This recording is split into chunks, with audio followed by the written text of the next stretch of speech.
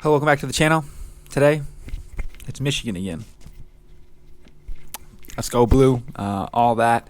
It's time to talk about Michigan football, why they're going to win 3 titles within the decade and become the next dynasty in college football. I mean that wholeheartedly. Maybe not so much, but I think this year is definitely on the table. Right now, they currently have the 4th best odds to win the national championship behind Georgia, Ohio State, Alabama, and then it's Michigan. Georgia plus 220, so 2-1. Alabama 7-1. Ohio State 6-1, which is, don't even get me started on that. That'll be next week's video. And then 10-1 Michigan. As for the Heisman Trophy winners, J.J. McCarthy is plus 1,800. And then where's Blake Corum? He's 1,500, so 50-1. And J.J. McCarthy is 18-1, which is tied with Bo Nix, Jordan Travis, Drake May, Carson Beck, Sam Hartman, and Kyle McCord. So a lot of Ohio State love already. To make the playoff is one of the next things you can look at here. Michigan is plus 130 to make the playoff. So that's 1.3-1. So pretty much likely to make the playoff. They are the second favorite to win the Big Ten at plus 185. That's 1.8-1. And to win the Big Ten East, they are plus 125, which is pretty low. Second favorite to only Ohio State. And looking here at their win totals for the Big Ten, Michigan win total the whole season, 10.5 wins. So they're going to lose 1 game. Now this is very interesting. Obviously, when you look at Michigan in the lines that they already have, let's just see here. So Michigan is a 35.5-point favorite against East Carolina. Not a big deal. They are 19.5-point favorite against Michigan State. Against Penn State, they're a 2.5-point favorite. And then against Ohio State, they're favored. So they're favored in every game this season, yet they're projected to lose 1 and not win the Big Ten or the national championship, most likely in their conference, which makes 0 sense to me. I guess they're maybe implying Michigan's going to lose a game and beat Ohio State or something like that. I don't even know. But it makes no sense to me. As for Michigan, returning pretty much everybody. You lost to what? Ronnie Bell, Olu Olutemi, and you also lost Mike Morris. You brought a bunch of guys in for the transfer portal that took that over. So it's nice to see that Michigan's moving forward in that sense, using the transfer portal, bringing in Ernest Hausman, the linebacker from Nebraska. He's going to really give us a lot of flexibility. We can do some different systems on defense now. Instead of like a 4-2-5, you can run like a 4-3-3, things like that. You bring in Ladarius Henderson from Arizona State, along with him. Who else you got? Josiah Stewart, an edge rusher, will help replace Mike Morris from Coastal Carolina. A.J. Barner, tight end from Indiana, great player, already made a good impact in the spring game. Miles Hinton, offensive tackle from Stanford, along with Drake Nugent to help replace Olu Olutemi, the center. And then in terms of guys you lost, a lot of rotation pieces. Alan Bowman left. Jack Tuttle is in, actually. Josh Wallace, cornerback, coming in from UMass, will be starting probably immediately. And then you lost A.J. Henning to Northwestern, Taylor Upshaw to Colorado, and then I think he came back. I don't even know.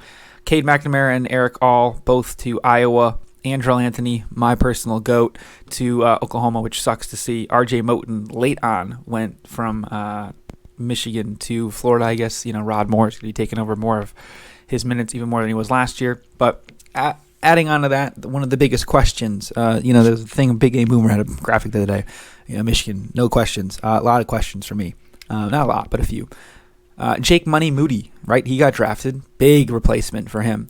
Who's replacing him? I believe there's a transfer that came in from Louisville, something like that. But he's unbelievable. And having a kicker, not having to worry about it, is great. I mean, imagine if Jake Moody was on Ohio State. They won the national championship, right? Would have made an easy kick against Georgia as the new year came in. And it would have been a whole different thing going on.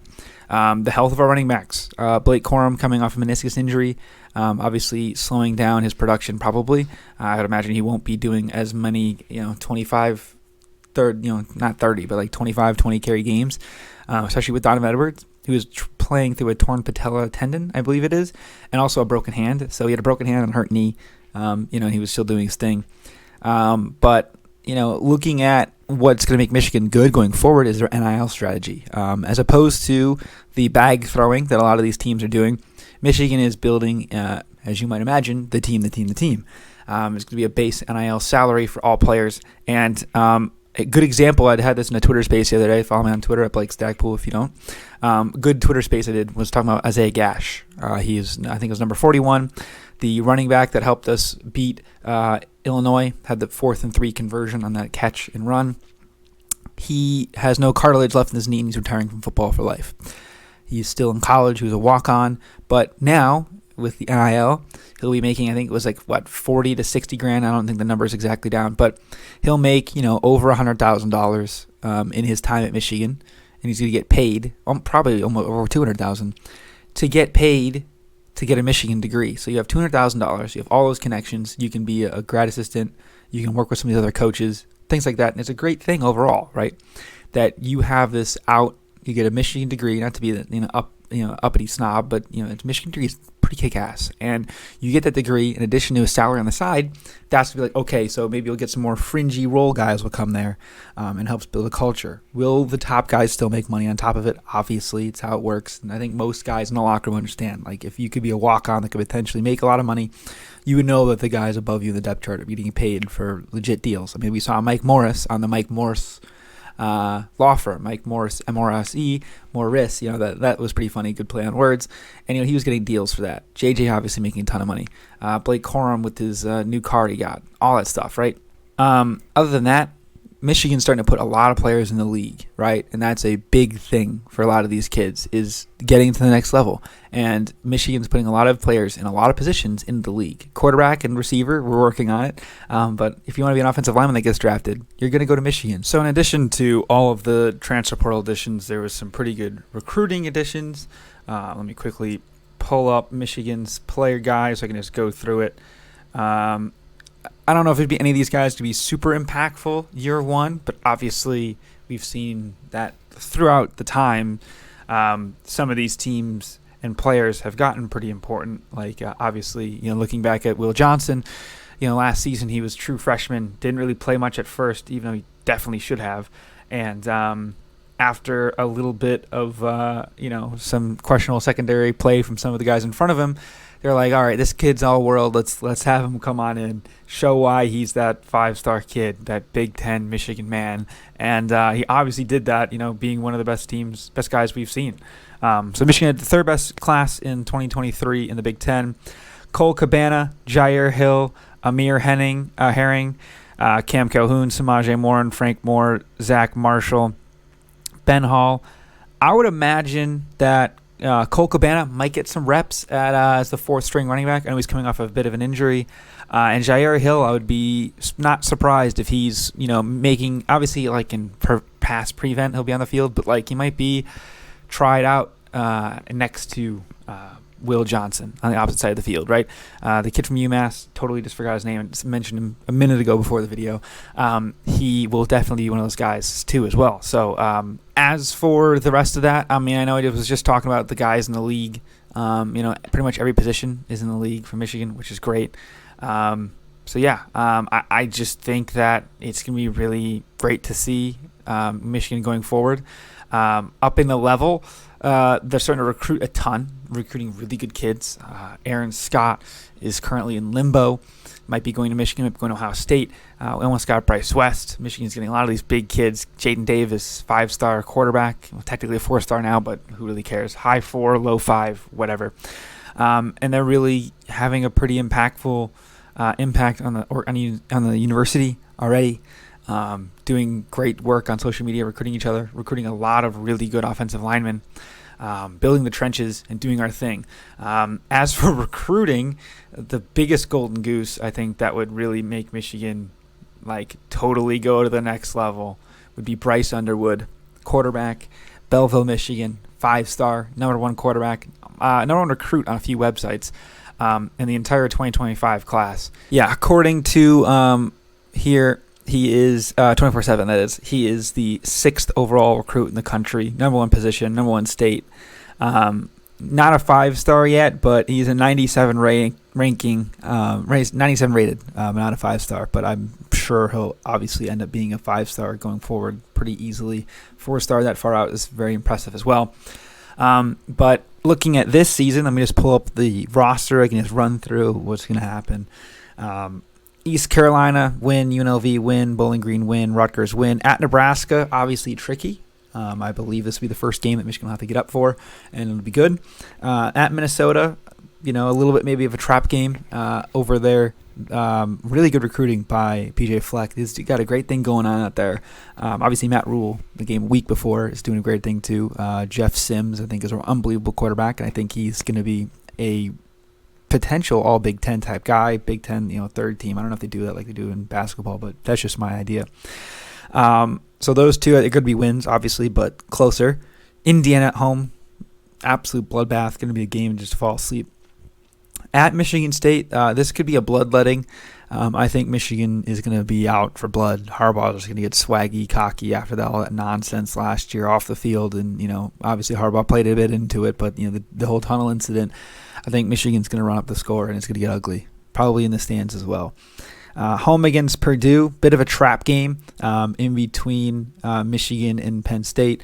But thankfully, we have a bye week the week after the Michigan State game, so that's good for them. Purdue, unfortunately, Hudson Card, they got a nice little thing going. I'm not as high on them as others are. I know Hudson was a good player coming out of college, or high school, and obviously transferred from Texas to Purdue. A little crazy there, but I do believe they'll be a bit better than what people think they are, but I still think they'll be really low, like 4 or 5 wins max. And then looking at Penn State.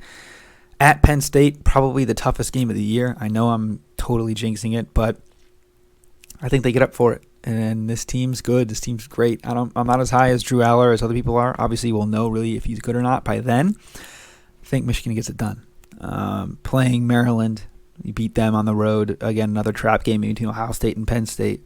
But the way Michigan plays, it's tough for us to fall into trap games. Obviously, you look at the game last year with Illinois, and you're like, what are you saying, kid? Yes, but part of that was injuries. So hopefully we're not injured by that point. And then, of course, the game, Ohio State. We beat them by 2 scores. Again, third year in a row, 14 points minimum. And we're going into another, we're going to win the Big Ten championship, and we're going to go to the playoff. And it's all bets off in the playoff, obviously, with Michigan. I wouldn't hate on anyone that bets against them in the playoff, but I think this team's going to be different. TCU was a wake-up call. They didn't really care. They acted like they were already going to beat them before it even happened. They weren't even out of the tunnel yet, and we were already into the championship game against Georgia. So I think Michigan gets it done this year. I really do think they can win the national championship. I think them winning the Big Ten conference is free money. I think the win total over is the easiest bet of your life. Again, I'm not a financial advisor, but my God. Obviously bet responsibly, but my God. But yeah, that's all I got for now. At the end of the day, it's going to be Michigan again. Quote Bo Schembechler. I think it's going to be a special season, and I think it's going to be worth it. Obviously, the Big Ten basketball, or Michigan basketball, is down. Hockey choked a bit, has a little bit less talent than last year. Baseball team's non-existent.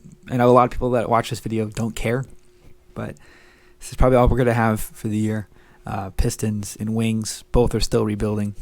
Tigers are a nightmare. Lions are still the Lions, despite the fact that they're a very good football team. So, for a guy like me in the Detroit area, this might be all I have in terms of success this year. So it could get pretty emotional pretty quickly. And hey, Ohio, Penn State, Georgia, Alabama, LSU, Oklahoma, Texas, Washington, anywhere, anytime, any place, we got you. We're coming for that ass. Michigan, 2024 national champions. Book it. Thank you. Please like and subscribe. Go Blue. Shout out BMF.